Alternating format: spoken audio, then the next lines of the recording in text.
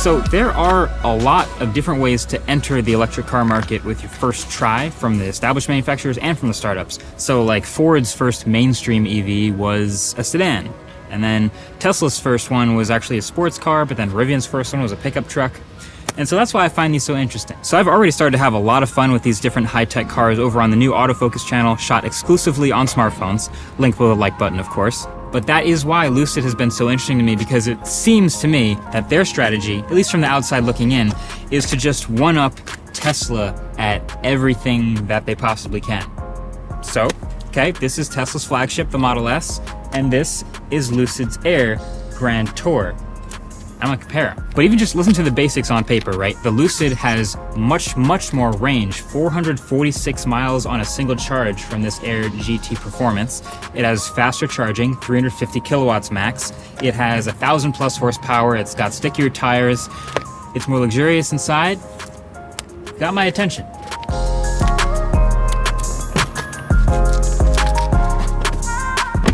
So, okay, Tesla's interiors were never really anything to write home about, but I can say that they did a really good job. This interior from Lucid one-ups pretty much everything about Tesla's interior. There are better materials everywhere, with leather on things that you touch, the Alcantara headliner, there's a little bit of dry wood trim, and overall fit and finish of everything in here is excellent. It is a quieter inside cabin, both while sitting and while driving, and the seats are all better, with much more adjustment. There's multi-zone heating and cooling that turns on and is effective super fast, I noticed, and they even have several massage programs, which I never really use in any car, but every time I see it, you just get the feeling that it's a little bit extra luxurious. And then the backseat experience is way better. So just as a reminder, the backseat of a Model S is pretty good, right? I have a 6'3" driving position and then another 6'3" passenger, and my legroom's all right. Headroom's pretty good from the glass roof, some decent quality materials around me, and then in the middle I have a wireless charger, a cup holder, and a screen to control the air conditioning. But this is Lucid's standard backseat.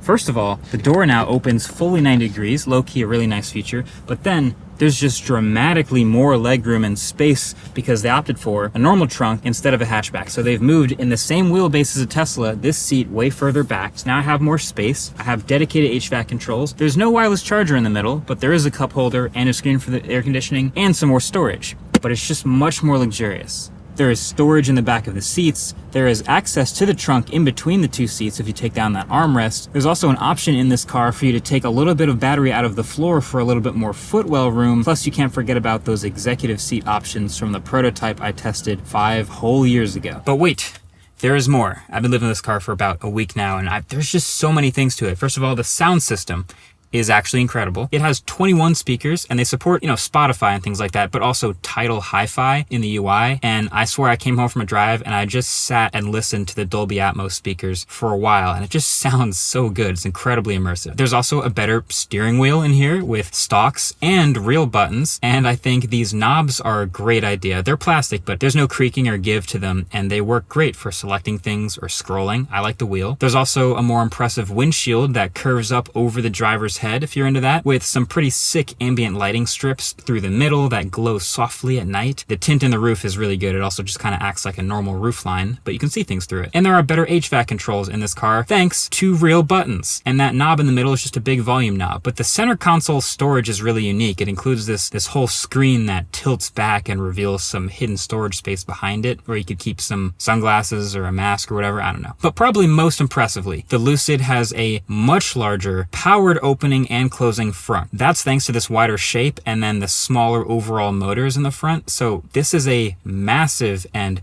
very useful front trunk that I'm tempted to use way more than the rear trunk itself. And then there's the software. So it would be really hard to one-up Tesla software, considering that's like the most impressive part of their car. But Lucid's gonna try, and so they don't support Android Auto or Apple CarPlay just like Tesla. They've built their own UI, and it's pretty bold, and it has to be really good. I would say it's pretty good. So you've got 2 screens here, this big one behind the wheel with a touchscreen sensitive area on either side, and this second one down in between the seats. And the layout here is smart. They actually give you a frunk opening instead of a trunk opening, which makes me want to use it more. But generally the UI in here is intuitive and fairly fast, not necessarily smooth all the time as far as frame rates, but it's fast. But this is, by the way, the 2.0 version of the software. They had a bunch of 1.x versions that were much slower. This version is more well laid out than before and faster than before. And there's lots of useful features, like it's got this top-down view in here for parking that Tesla still for some reason doesn't provide, but it has this and a 360 surround version that shows the car you're driving and the environment around it from various angles, and it actually matches your spec here, unlike Porsche's. But, you know, there are definitely some quirks too. The weirdest part to me is that you can't see music and maps at the same time. At least I haven't been able to figure out how. If I want music up here, I hit music, but then it also adds music on the bottom screen. But if I want maps on the top screen, I hit maps, but then it switches the bottom screen to maps too. So I want music one place, maps the other place. But the nice thing is it's just software, and software is one of those things that can improve over time. And this is one of those cars that's actually gotten meaningful software updates over time, which is great to see. But there's one other thing that this car does really well, and that is drive.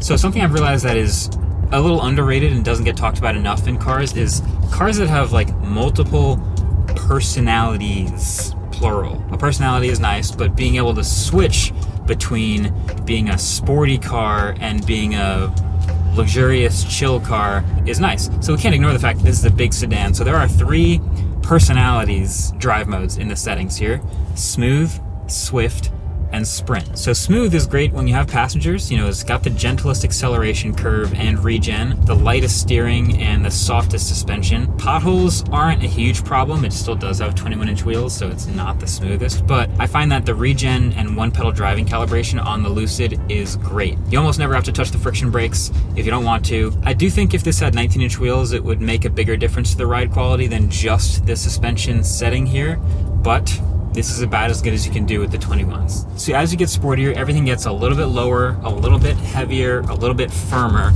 And if you go all the way to sprint, that is the car's lowest, most responsive, and firmest setting. So now I'm gonna feel all the bumps. But that's what you want when it's feeling more like a sports car.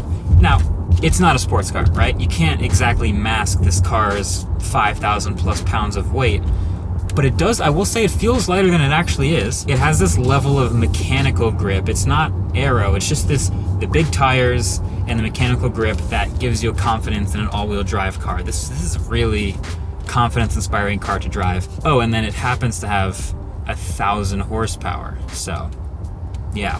I will say though, versatile car, legitimately 3 different personalities. For a car that costs this much money, I would want to be able to decouple the different modes and things that come with changing between sprint and swift and smooth.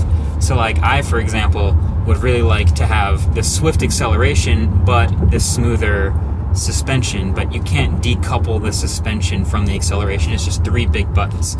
So it's cool if you have a passenger, you just hit the smooth button, then everything's smooth and pillow-like and luxurious, and that's pretty ideal. I like that mode.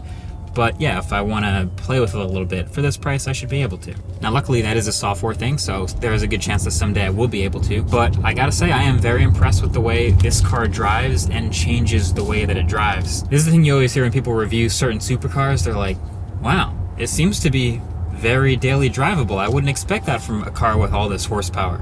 And this is the opposite. It's a big, heavy, luxurious, smooth, quiet sedan. And when you put it in sprint mode and you really play with it, it kind of has that, oh, I did not expect it to grip this well and have all this traction and really fire out of corners, but it does. So when I first drove this car, the Lucid Air prototype like 5 years ago, that had this crazy executive seat option, which I don't think is shipping in any of them now. But the point was, that's a car you'd want to be driven in more than actually drive. There's some cars like that.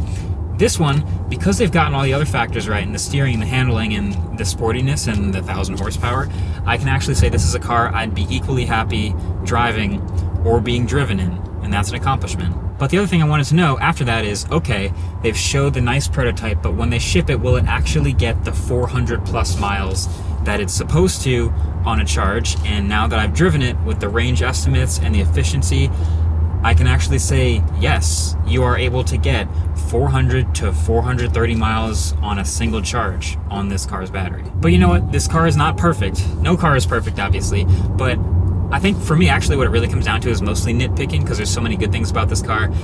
I just don't like the way it looks. that's just me. Maybe this is a hot take. I've seen some comments from people saying like, oh, this is the best looking EV out right now. They smoked everyone else in the aesthetics department. I disagree. I like the interior a lot. I just don't like the way the car looks from the outside.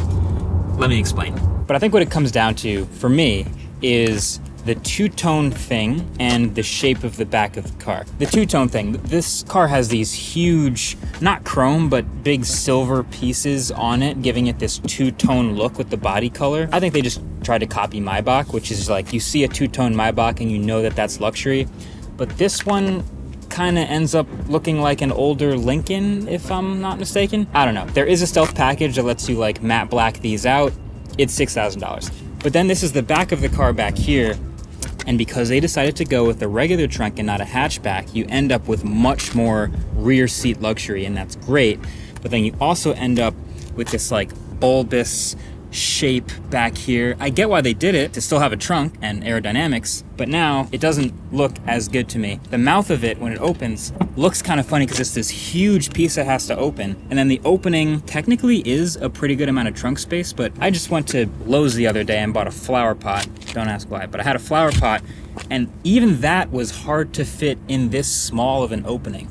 So the trunk suffers a little bit, and the aero does benefit, but that's how you end up with this back of the car, and that's why I think I'm not the biggest fan of the aesthetic. But really, overall, I think Lucid actually does a really good job of one-upping Tesla in a lot of those key ways that people really think about and that matters in an EV. Now, unfortunately, you can probably see where this is going, that also means they are more expensive. Across the lineup, the whole thing, this Grand Touring spec that I'm in starts at $154,000. And then we all know the flagship right now for Tesla is the Model S Plaid.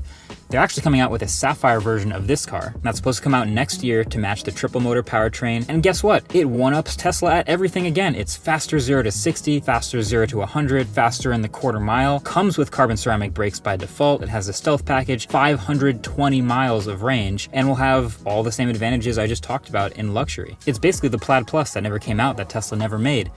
But guess what? It's $250,000. So, this is a new company. They haven't made a lot of cars yet, but what they're doing is starting at their most expensive, highest margin versions of the cars and then working their way down. I wouldn't be surprised if the Sapphire version came out long before the Lucid Air Pure, which is the rear-wheel drive base model for $87,000, comes out someday in the future. But that's their strategy, and that's, so far, made a pretty sweet car. But when you only tackle Tesla's top trims, might be trending towards trouble. Thanks for watching. Catch you guys in the next one. Peace.